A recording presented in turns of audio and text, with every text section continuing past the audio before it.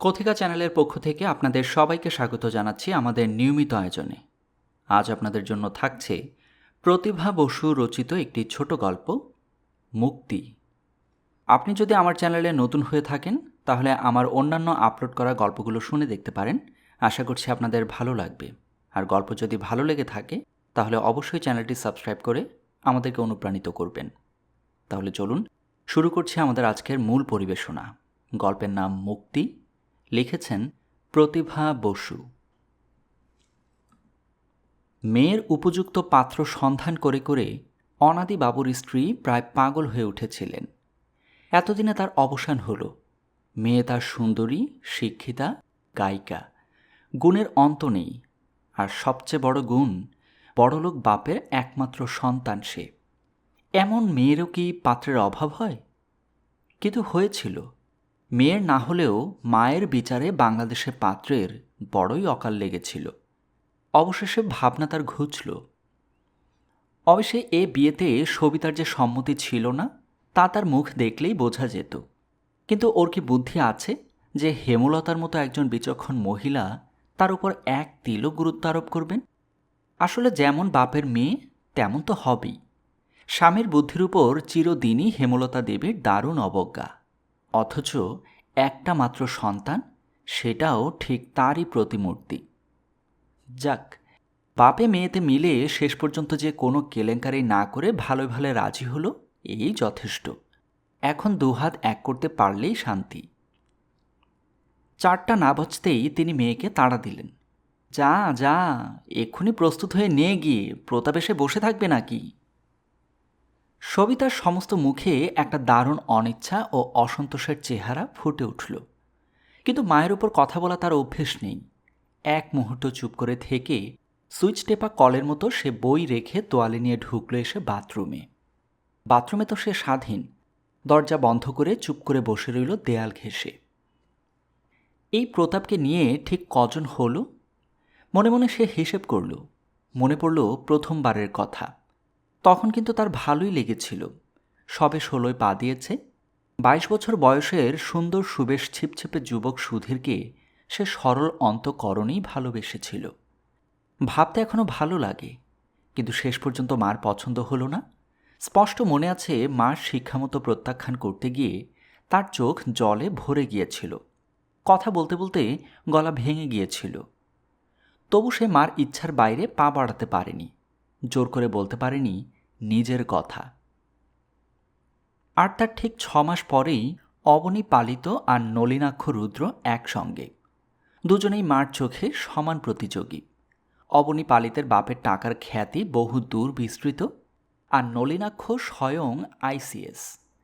শেষ পর্যন্ত অবশ্যই খসল দুজনই, কেননা দু নৌকোয় পা রাখা আর খাটল না। কিন্তু চিহ্ন রইল অনেক, শরীরে, মনে আর দামি দামি উপহারে। উপহারগুলোই শেষ পর্যন্ত মার সান্ত্বনা হলো। এরপরে সেই চিরলম্পট পান্না সেন। উহ! সবিতা শিহরিত হয়ে উঠল সে লোকটার কথা ভেবে। মন থেকে মুছে ফেলতে চাইল সেসব কথা। তারপর ঝর্ণা খুলে দাঁড়ালো নিচে। সমস্ত শরীর বেয়ে নামল শান্তির ধারা। টাকা, টাকা, টাকা। হেমলতা দেবীর আর যথেষ্ট মনে হয় না কিছুতেই। কিছুতেই তার সুখ নেই, শান্তি নেই, তৃপ্তি নেই। অবশেষে এই প্রতাপ।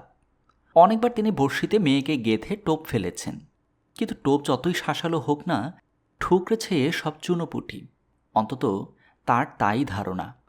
কিন্তু এই প্রতাপ, কে হিসেব করবে সে কত টাকার মালিক? দুষ্টু লোকের রটায় বটে, ওটা অমানুষ। অমানুষ আবার কি? টাকাই পুরুষ মানুষের মনুষ্যত্ব, টাকাই স্ত্রীলোকের সুখ শান্তি। হ্যাঁ, বলবার মতো বটে তার জামাই। কে না চেনে প্রতাপ সিংহের বাপ অমর সিংহ আর তার বাপ দীন দয়াল সিংহকে? কে কবে তল পেয়েছে তাদের 3 পুরুষের টাকার? হেমলতার এতদিনের প্রতীক্ষা সত্যি সফল হল। অনাদিবাবু চোখে চশমা এঁটে ভাবতে বসলেন এটা ঠিক হলো কিনা, এ বিয়েতে সবিতার সম্মতি আছে কিনা। জিজ্ঞেস করতে হবে। হ্যাঁ, জিজ্ঞেস তো করাই উচিত। বিয়ে হচ্ছে তার, ইচ্ছা অনিচ্ছা তো তারই। হেমলতার কি? সব হয়ে তিনি একবার চারদিকে তাকালেন। কে জানে, হেমলতা আবার মনের কথাও শুনে ফেলেন। স্নান করে বেরিয়ে এলো সবিতা। মন তার শান্ত হয়েছে। এতক্ষণ বসে বসে সে চিন্তা করে দেখেছে, সুখ দুঃখ বলে সংসারে কিছুই নেই, সমস্তই মেনে নেয়া না নেয়ার প্রশ্ন। প্রতাপকে তার ভালো মনে হয় না। বেশ তো, নাই বা হলো ভালো, তাতে তার কি এসে যায়? বিয়ের পরে মুঠো মুঠো টাকা সে মাকে এনে দেবে, ব্যাস। সুখ কি, সে কীরকম? আর দুঃখটাই বা কিসের? যত সব মনের বিকার। মৃদু হেসে সে লম্বা চুল মেলে দিয়ে অত্যন্ত প্রশান্ত চিত্তে অনাদি বাবুর ঘরে এসে দাঁড়াতেই হেমলতা ব্যস্ত হয়ে উঠলেন। এখনও তোর হয়নি? কি আশ্চর্য! প্রায় 15 মিনিট ধরে প্রতাপ এসে বসে আছে।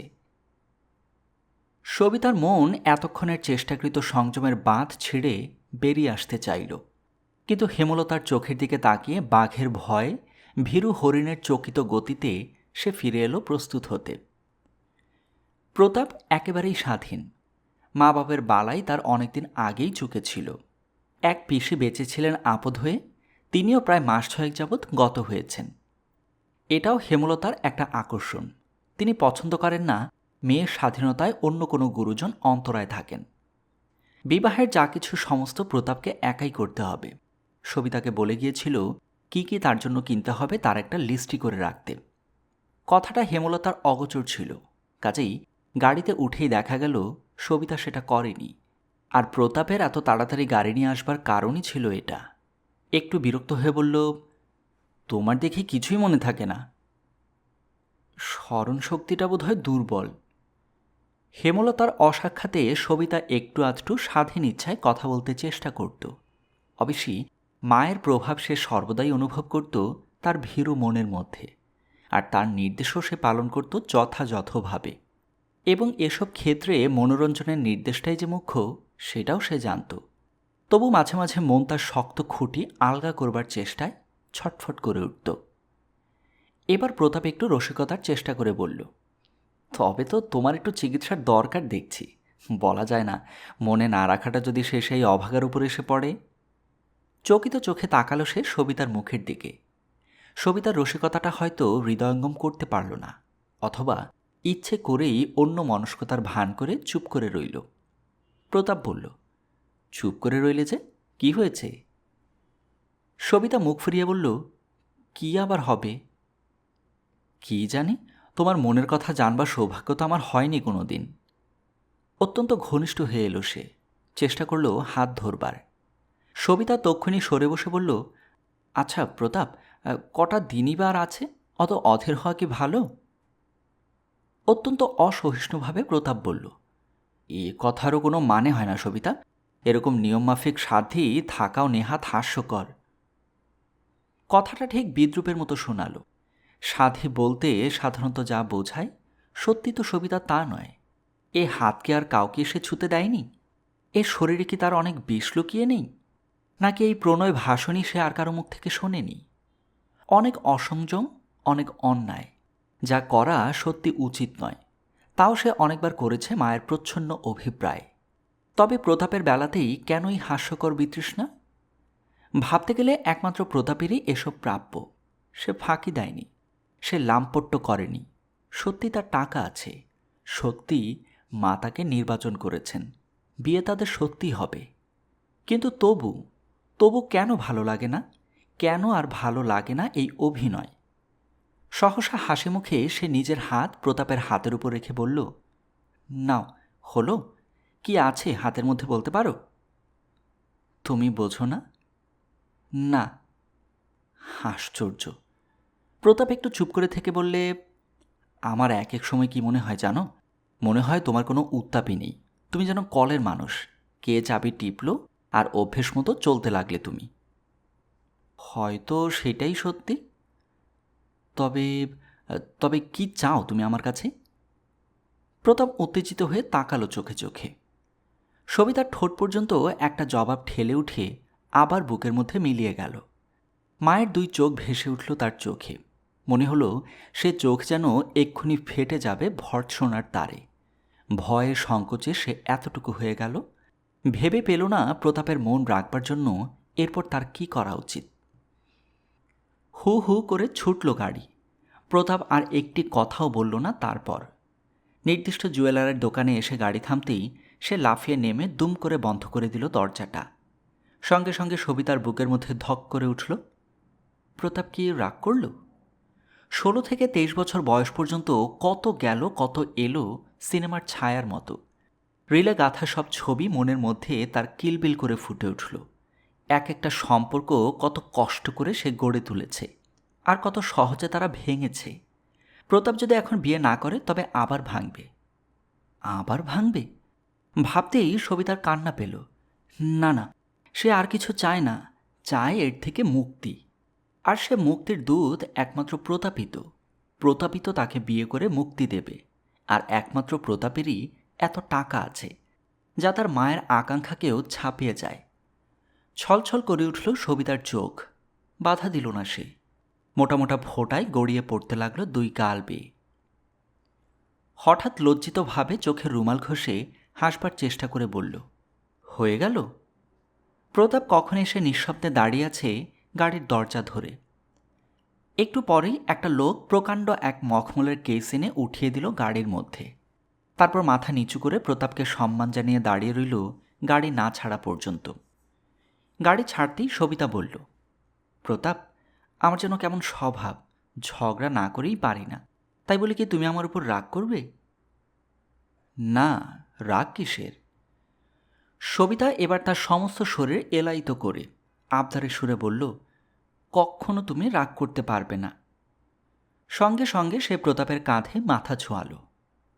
দেখো সবিতা, প্রতাপ গম্ভীরভাবে বলল, মেয়েদের সমস্ত ভঙ্গি আমি চিনি। একমাত্র মেয়ে তো তুমিই নও যাকে প্রতাপ সিংহ আজই প্রত্যক্ষ করল।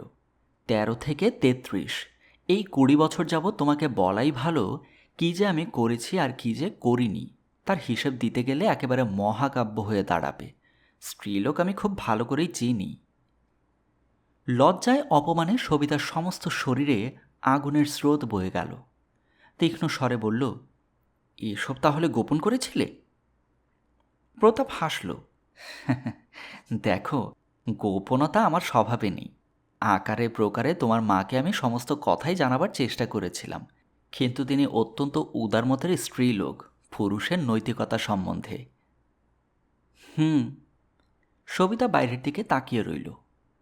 তাই বলছি, প্রতাপ আগের কথার জের টেনে বলল, আমার মনে হয় আমার সঙ্গে বিবাহ ব্যাপারে তোমার নিজের ব্যক্তিগত কোনো মতামত তুমি খাটাচ্ছ না। অত্যন্ত শান্তভাবে সবিতা মুখ ফিরিয়ে বলল, এতখানি অগ্রসর হবার আগেই সুবুদ্ধিটা কাজে লাগালে কি ভালো হতো না? অগ্রসর কি? কোনো অন্যায় ব্যবহার আমি তোমার সঙ্গে আজ পর্যন্ত তো করিনি, তা আমি তোমার সঙ্গে করতে পারি না। একটু থেমে, শোনো সবিতা, বলতে বলতে প্রতাপের গলার স্বর হঠাৎ অদ্ভুত বদলে এলো। আমি এখন শান্তি চাই, আর সে শান্তি আমার তোমার মধ্যে। আমার ভালো নেই, মন্দ নেই, একমাত্র তুমি যদি। গাড়িটা খচ করে থেমে গেল। সঙ্গে সঙ্গে প্রতাপ যেন সম্পিত ফিরে পেল। নিজের দুর্বলতা যে কখন কোন পথে আত্মপ্রকাশ করল এ কথা ভেবে তার দোস্তুর মতো লজ্জা করতে লাগল। এ তো তার উদ্দেশ্য ছিল না। সিগারেট ধরিয়া হাসি মুখে বলল, রামো, কি সব বাজে কথা এতক্ষণ কাটল। কি নামছ না যে? ও, গয়নার দোকানে নিয়ে যায়নি বলে বুঝি অভিমান হয়েছে? না না, এসো লক্ষ্মীটি, শাড়ি কেনা কি পুরুষের কর্ম? সবিতার ইচ্ছা করল না বাদানুবাদ করতে। নিঃশব্দে নেমে এলো গাড়ি থেকে। তারপর সবিতার ইচ্ছায় অনিচ্ছায় পছন্দে অপছন্দে মিলিয়ে এত শাড়ি প্রতাপ কিনল যে তার উদ্দামতায় দোকানিরা পর্যন্ত স্তম্ভিত হয়ে গেল। গাড়িতে উঠে প্রতাপ প্রফুল্ল মুখে বলল, তুমি নিশ্চয়ই ভাবলে যে টাকার দম্ভ দেখাচ্ছি, কিন্তু না, সত্যি তা নয়। এই নিয়ে আরও অনেকবার আমার শাড়ি গয়না কিনবার দরকার হয়েছে, তো নিজের স্ত্রীর জন্য তো কখনো কিনিনি। এই কেনাতে যে এত আনন্দ লুকিয়েছিল তা কি আমি জানতুম? সবিতা কথা বলল না। প্রতাপ আবার বলল, স্পষ্ট বুঝতে পারছি তোমার ভালো লাগছে না এসব, তুমি মনের সঙ্গে মিলিয়ে নিতে পারছো না, কিন্তু কি করতে পারি তাও তো ভেবে পাই না। নিজের সুখ যাতে হয় তা আমি এ জীবনে ছাড়িনি। অন্যের সুখ দুঃখ ক্ষয়ক্ষতি কিছুই আমাকে বিচলিত করে না। কি করব বলো, এই আমার স্বভাব। আমি মানুষটাই এমন স্বার্থপর। একটু থেমে, তবে আজকে ঠিক এই মুহূর্তে আমার মনের এমন একটা অবস্থা হয়েছে যাতে মনে হচ্ছে কারো জন্যে কিছু করতে পারলে যেন ধন্য হয়ে যাই।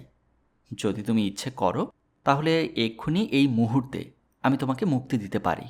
আমার মনে হচ্ছে এ বিবাহ একান্তই তোমার মায়ের ইচ্ছায়। প্রতাপ, একটা কথা শোনো। অত্যন্ত শান্ত ভঙ্গিতে মোটরের পিঠে হেলান দিয়ে বসে ততোধিক শান্তভাবে সবিতা বলল, আমাকে তোমার অতীত জীবন শুনিয়ে লাভ আছে? এ কথা তো আর না তোলাই ভালো। গুনে দেখো, মাত্র আর 4 দিন আছে মাঝখানে। এখন আর কোনো হাঙ্গামা বাঁধিও না। দয়া করে আমাকে স্থান দাও তোমার ঘরে। এর বেশি কোনো আকাঙ্ক্ষা, কোনো ইচ্ছা আর আমার নেই। এর উত্তরে প্রতাপ কিছু বলবার আগেই ড্রাইভার মুখ ফেরাল। সাব, চা পিনে কো জায়গা? যাবে? তোমার ইচ্ছা হলে চলো, সবিতা বলল। থাকে নেই, তুম যাও আলিপুর।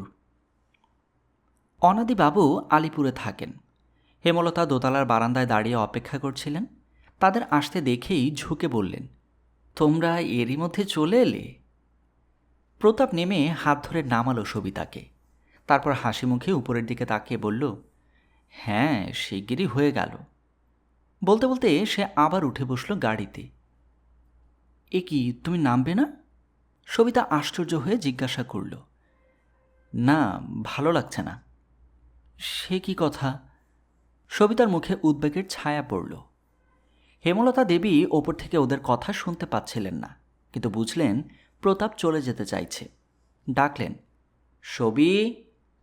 উপরের দিকে চোখ তুলতেই তিনি প্রতাপকে ধরে রাখার ইঙ্গিত জানালেন। তৎক্ষণাৎ কলের মতো সবিতা বলতে লাগল, না না, সে হয় না, তোমাকে নামতেই হবে। চা খাবে না? প্রতাপ হাসল। 2 চোখে অদ্ভুত এক তিরস্কার বিচ্ছুরিত হলো তার। তারপর কিছু না বলেই মুখ ফিরিয়ে নিল ওই জানালায়। ড্রাইভার গাড়িতে স্টার্ট দিল। মুহূর্তে গাড়ি অদৃশ্য হয়ে গেল সবিতার চোখের উপর। এবার নেমে এলেন হেমলতা দেবী। অত্যন্ত ব্যস্তভাবে বললেন, সে কি রে, প্রতাপ চলে গেল কেন? কিছু বলিসনি তো? চারদিক তাকিয়ে, কই কিছু যে দেখছি নে। কেনাকাটা হয়নি? হয়েছে। কোথায় সেসব? একটু উদ্ধতভাবে সবিতা বলে উঠল, কি জানি, আমি জানি নে। বলেই থতমত খেয়ে গেল। মায়ের সঙ্গে ওভাবে কথা বলা তার অভ্যেস নয়। ভয়ে সে চুপ করে গেল। জানি নে মানে? হেমলতা ভ্রুকুটি করলেন। সবিতা ঢোক গিলল। ভুলে গেছে বোধহয় রেখে যেতে মা, কি বলবো? সহসা সবিতা মায়ের মন জয় করবার পথটা যেন খুঁজে পেল। এত কাপড় আর গয়না কিনে এনেছে আমার জন্য যে তা দিয়ে বেশ বড় রকমের 2টো দোকান খোলা যায়। চকিতে হেমলতার মুখের ভাব বদলে গেল, কিন্তু ঠাট বজায় রেখে বললেন, আচ্ছা আচ্ছা, সে হবে ক্ষণ, উপরে চল। পরের দিন সকালবেলা হেমলতা দেবী প্রতাপের আশায় ছটফট করে কাটাতে লাগলেন। জিনিসপত্রগুলো না দেখা পর্যন্ত যেন তার মন শান্ত হতে পারছিল না। সমস্ত প্রতীক্ষা ব্যর্থ করে সারাটি সকাল কাটল তার। প্রতাপ এলো না।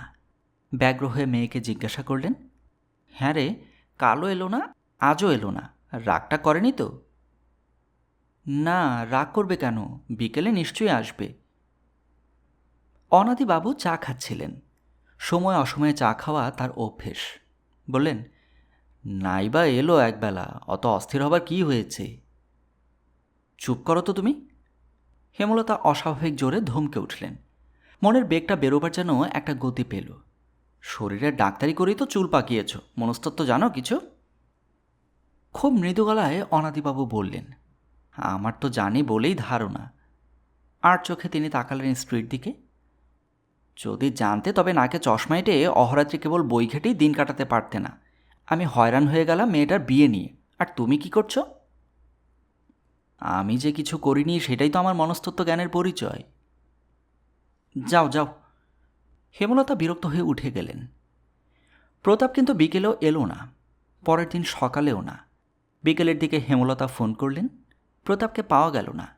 সবিতার মনেও যথেষ্ট উদ্বেগের ছায়া পড়েছিল। তার চোখে মুখেই সে কথা ছড়ানো। পরশু তাদের রেজিস্ট্রেশন, অথচ প্রতাপের হলো কি? পরের দিন রবিবার। বন্ধু বান্ধবের আনাগোনা, শুভেচ্ছা জ্ঞাপনের পালা সমস্তই আরম্ভ হয়ে গেল। কিন্তু প্রতাপ এলো না। বিয়ে হচ্ছিল খুব ঘটা করেই, একমাত্র মেয়ে হেমলতার বিয়ে হচ্ছে রাজপুত্রের সঙ্গে। এ কথা আত্মীয় স্বজন বন্ধু বান্ধব চেনা অচেনা কাউকে বলতেই হেমলতা বাদ দেননি। বাড়িঘর ভরে উঠল কলরবে। অবশেষে অনাদি বাবুও একটু বিচলিত হলেন প্রতাপের অনুপস্থিতিতে। তার জীবনে জ্ঞানত এমন রবিবার কখনো যায়নি যেদিন তিনি উপাসনা ভুলে অন্য কাজে মন দিয়েছেন। কিন্তু সেদিন তার ব্যাঘাত হল। তিনি মন্দিরে না গিয়ে গেলেন খিদিরপুর প্রতাপের বাড়ি। বিরাট বাড়ি, কোথা দিয়ে যে কোনখানে ঢুকবেন যেন দিশে পেলেন না। কন্যা আর স্ত্রীর কাছেই এ বাড়ি পরিচিত, তার অভিযান এই প্রথম। কিন্তু কোথায় প্রতাপ? আমলা গোমস্তা, দাস দাসী, দারোয়ান সেপাই, কুকুর কাকাতুয়া, বাড়িটা যেন একটি প্রকাণ্ড চিড়িয়াখানা। নানা জনে নানা কথা বলে তাকে বিদায় দিল, কিন্তু কোথায় গেলে প্রতাপকে পাওয়া যায় সেটাই জানা গেল না। হতাশ হয়ে তিনি বাড়ি ফিরে এলেন। এদিকে গর্জাতে লাগলেন হেমলতা, দেব, ওকে নিশ্চয়ই জেলে দেব, স্কাউন্ড্রেল হতভাগা। মেয়ের উপরও তার কম রাগ হল না। অপদার্থ মেয়েটাই নষ্টের গোড়া। তার অনুপস্থিতিতে কি বলেছে কি করেছে কে জানে, বাপেরই তো মেয়ে। গনগন করতে করতে তিনি এলেন মেয়ের ঘরে। সবিতা চুপ করে বসেছিল জানলার পাশে। উদ্বেগে উৎকণ্ঠায় লজ্জায় ঘৃণায় ইচ্ছে করছিল তার মরে যেতে। ভয় সে তাকাতে পারল না মায়ের চোখের দিকে। মাথা নিচু করে নিঃশব্দে বসে রইল। সবি, সত্যি কথা বল, তুই সেদিন কি বলেছিস প্রতাপকে? সেই যে প্রতাপ ওকে নামিয়ে জিনিসপত্র না রেখে চলে গেল, সেই থেকে হেমলতার মনে কন্যার নির্বুদ্ধিতা সম্বন্ধে এক বিষম সন্দেহ আলোড়িত হচ্ছিল। তিনি তার সেন দৃষ্টিতে এটা খুব লক্ষ্য করতেন যে প্রতাপের যে কোনো তুচ্ছতম প্রণয় ভঙ্গিতেও সবিতার মুখে অপরিসীম বিরক্তি ফুটে উঠত। মায়ের জেরায় সবিতা বিব্রত হয়ে উঠল। ক্ষীণ গলায় বললে, কিছুই তো বলিনি মা। নিশ্চয়ই বলেছ। মার স্বর চড়ে উঠল। তোমাকে আমি চিনি না? সবটাতে তোমার মান যায়, সব জায়গায় তোমার সুনীতি। পুরুষ মানুষকে বিয়ে করতে হলে একটু প্রশ্রয় দিতেই হয়। সবিতার কান পুড়ে গেল। মা আর কি বলবেন এরপর? মা, চুপ করো, চুপ করো। সবিতা দুই হাতে মুখ ঢেকে ফেলল। রাত্রিতে অনাদিবাবু চিন্তিত মুখে পায়চারি করছিলেন আর ভাবছিলেন কি করা উচিত। কিমোনো গায়ে জড়িয়ে সবিতা ঘরে এলো। অনেকক্ষণ আগেইও শুতে গিয়েছিল। ওকে দেখে অনাদিবাবু পায়চারি থামিয়ে বললেন, তুই ঘুমোসনি মা? না বাবা। যা যা, রাত করিসনি। অনাদিবাবু আবার হাঁটতে লাগলেন। সবিতা মায়ের দিকে তাকালো, বলল, মা, আমার জন্যই তোমাদের যত কষ্ট। হেমলতা জবাব দিলেন না। অনাদিবাবু আবার বললেন, যা মা, রাত করিসনি, আমি এক্ষুনি আলো নিভিয়ে শুয়ে পড়ব। তিনি টেবিলের ধারে এগিয়ে এলেন। খুঁজতে লাগলেন চশমার খাপটা। কাগজপত্রে স্তূপ করা টেবিল। নিজের অগোছালো স্বভাবের জন্য বিরক্ত হলেন। দুই হাতে আবল তাবল কাগজ সরাতে সরাতে হঠাৎ একখানা খামে ভরা চিঠির উপরকার হাতের লেখা দেখে তার চোখ নিবদ্ধ হল। চিঠিখানা বিকেলের ডাকে এসেছে। চাকররা রেখে গিয়েছিল অভ্যাস মতো চাপা দিয়ে, কিন্তু চোখে পড়েনি অনাদিবাবুর। কিংবা কোনো কাগজ খুঁজতে গিয়ে কার তলায় এটাকে তিনি ফেলেছিলেন তার ঠিক নেই। ফস করে খুলে ফেললেন চিঠির মুখ। শ্রী চরণেশু, বিশেষ কোনো কারণে আমি এ দুদিন কলকাতার বাইরে যেতে বাধ্য হয়েছিলাম। আজ এইমাত্র এলাম। এ দুদিন নাওয়া খাওয়ার সময় আমার ছিল না, তাই খবর দিতে পারিনি। আসবার আগে আমি ড্রাইভারকে বলে এসেছিলাম আপনার কন্যার জন্য যেসব সামান্য জিনিসপত্র কেনবার সৌভাগ্য আমার হয়েছিল তা পৌঁছে দিতে। ড্রাইভার আমার 5 বছরের বিশ্বস্ত লোক, কিন্তু এসে জানলাম জিনিসপত্র নিয়ে সে ফেরার হয়েছে। 1000-5 টাকার গহনা আর 100-5 টাকার শাড়ি সেখানে ছিল। যাই হোক, যা গেছে তা গেছেই। ভবিষ্যতে আপনাদের দয়ার যে মূল্য আমি পাবো বলে আশা করছি, তার আনন্দের কাছে এ জিনিস কেন, আমার সমস্ত জীবনও অতি তুচ্ছ। তবে আমার মতো দুর্ভাগার অদৃষ্টে বিধাতার এত আশীর্বাদ হয়তো নেই। আজকে আমি যে সত্যের মুখোমুখি এসে দাঁড়িয়েছি, তার মধ্যে কোনো ছলনা, কোনো আড়াল রেখে আমি আর শান্তি পাচ্ছি না। পাপ পুণ্য জানি নে, তবে আজ মনে হচ্ছে এ কথা স্বীকার না করলে অন্যায় হবে যে আপনারা আমাকে যা ভেবে কন্যার যোগ্য বিবেচনা করেছেন, আমি তা নই। এমনকি আমার বাড়িটি পর্যন্ত এখন দেনার দায়ে বাঁধা। মায়ের অজস্র গহনা বিক্রি করে করে এতদিন তবু চলছিল, কিন্তু তার শেষ গহনাটির বিনিময়েই সেদিন আমি সবিতার জন্য কিছু কিনেছিলাম। এই গহনাটি আমার মায়ের একান্ত সাধের ছিল। এটি তিনি তার পুত্রবধূর জন্যই সযত্নে তুলে রেখেছিলেন।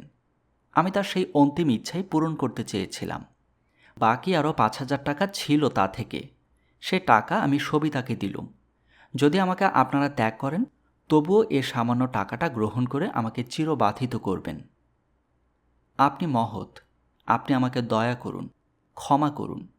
আপনার দয়ার উপর নির্ভর করছে আমার সমস্ত জীবন। হতভাগ্য, প্রতাপ। চিঠি পড়া শেষ করে অনাদিবাবু কতক্ষণ স্থির হয়ে রইলেন। তারপর যেন ভেঙে দুখানা হয়ে বসে পড়লেন চেয়ারের উপর। হেমলতা এতক্ষণ ভদ্রতা করে ধৈর্য ধরেছিলেন। ভদ্র হবার একটা ভান ছিল তার। এবার প্রায় ছোঁ মেরে স্বামীর শিথিল হাত থেকে টেনে নিলেন চিঠিটা। চোখের দৃষ্টি প্রখর করে ঊর্ধ্বশ্বাসে পড়তে লাগলেন। পড়তে পড়তে তার নাসারন্ধ্র স্ফীত হয়ে উঠল। নিঃশ্বাসের ঘনত্ব বাড়ল। পাউডারের প্রলেপ ছাপিয়ে বার্ধক্যের রেখাগুলো স্পষ্ট চেহারা নিল। অসম্ভব উত্তেজিত হয়ে তিনি খাট থেকে নামলেন। চিঠিটাকে দুমড়ে মুচড়ে এইটুকু করে ফেললেন হাতের মুঠোয়। বেগে হেঁটে গেলেন দরজার কাছে। মনে হলো অপরাধীকে বুঝি এক্ষুনি খুন করতে বেরিয়ে যাবেন, কিন্তু ফিরলেন ঘরের মাঝামাঝি এসে স্তম্ভিত ভঙ্গিতে দাঁড়িয়ে থাকা মেয়ের মুখোমুখি দাঁড়ালেন স্থির হয়ে। ডেলা পাকানো চিঠিটা ছুঁড়ে মারলেন তার দিকে। বোধহয় মেয়ের উপরই এক বিজাতীয় ক্রোধে ফেটে গেলেন তিনি। সবিতা চিঠিটা কুড়িয়ে নিয়ে এক পা দুপা করে আস্তে আস্তে বেরিয়ে এলো ঘর থেকে। সবিতা চিঠিটা কুড়িয়ে নিয়ে এক পা দুপা করে আস্তে আস্তে বেরিয়ে এলো ঘর থেকে। হেমলতা নিজেকে আছড়ে ফেললেন বিছানায়। আশা ভঙ্গের দুঃখে ব্যর্থতায় ফুলে ফুলে উঠতে লাগলেন রাগে আর কান্নায়।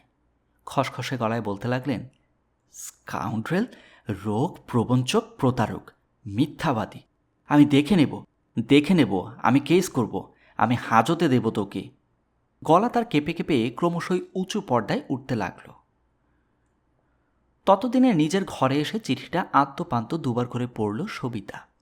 শেষে চুপ করে দাঁড়িয়ে রইল জানালা ধরে। প্রতাপের অনেক দিনের অনেক কথার, অনেক ব্যবহারের অনেক অর্থ যেন মুহূর্তে উদ্ঘাটিত হয়ে গেল তার কাছে। নিজের মনের বিতৃষ্ণা মিশিয়ে যে প্রতাপকে এই 3 মাস ধরে দেখছিল সে, আজকের প্রতাপের সঙ্গে যেন আর মিলল না তার। মনে করতে পারল না একদিন এতটুকু অশালীন ব্যবহার সে পেয়েছে কিনা তার কাছ থেকে, যার জন্যে সর্বদাই সবিতা শঙ্কিত থেকেছে, বিরক্ত থেকেছে। বরং সবিতাই কোনো কোনো দিন মায়ের প্রচ্ছন্ন অভিপ্রায়ে এমন সব ভঙ্গি করেছে যার একমাত্র জবাব ছিল তাকেই প্রতাপের ভেঙে চুড়ে দুমড়ে মুচড়ে সমস্ত শরীরে অশুচি করে দেয়া। কিন্তু প্রতাপ নিঃশব্দে উঠে চলে গেছে তাদের নির্জন ড্রয়িং রুম থেকে, যে ড্রয়িং রুমের দরজা ভেজানো থেকেছে, যে ড্রয়িং রুমে তৃতীয় ব্যক্তিকে ঢুকতে না দিয়ে আড়ালে আড়ি পেতে থেকেছেন হেমলতা। সহসা একটা অনির্দেশ্য মমতায়, ভালোবাসায়, করুণায় হৃদয়টা কানায় কানায় ভরে উঠল। মনে পড়ল প্রতাপের মুখ। সে মুখ চোখ দেখে কোনোদিন এত সুন্দর মনে হয়নি সবিতার। আজ ভেবে দেখল অন্তরে যা অঙ্কিত আছে তার কোনো তুলনা নেই। কিন্তু কিন্তু সেই মানুষকে তো আর কখনো দেখতে পাবে না সে, কখনো না, কোনো দিনও না। আর কোনো দিন হেমলতা দরজা খুলে দেবেন না তাকে। তবে তবে কি হবে? আবার কি অন্য কেউ আসবে? আবার চলবে অভিনয়? আবার নতুন করে বালির বাঁধ? না না না, অসম্ভব, অসম্ভব। আলো নিভিয়ে শুতে গিয়েও শরীরে মনে অস্থির হয়ে সবিতা উঠে দাঁড়ালো। পা দুটো যেন শক্ত হয়ে গেঁথে গেল মাটিতে। কিন্তু এ পা তাকে তুলতেই হবে এখান থেকে, হেমলতার বাড়ি থেকে, এই 4 দেয়ালের দম বন্ধ করা কুৎসিত ঘৃণিত আবহাওয়া থেকে মুক্তি চাই, মুক্তি।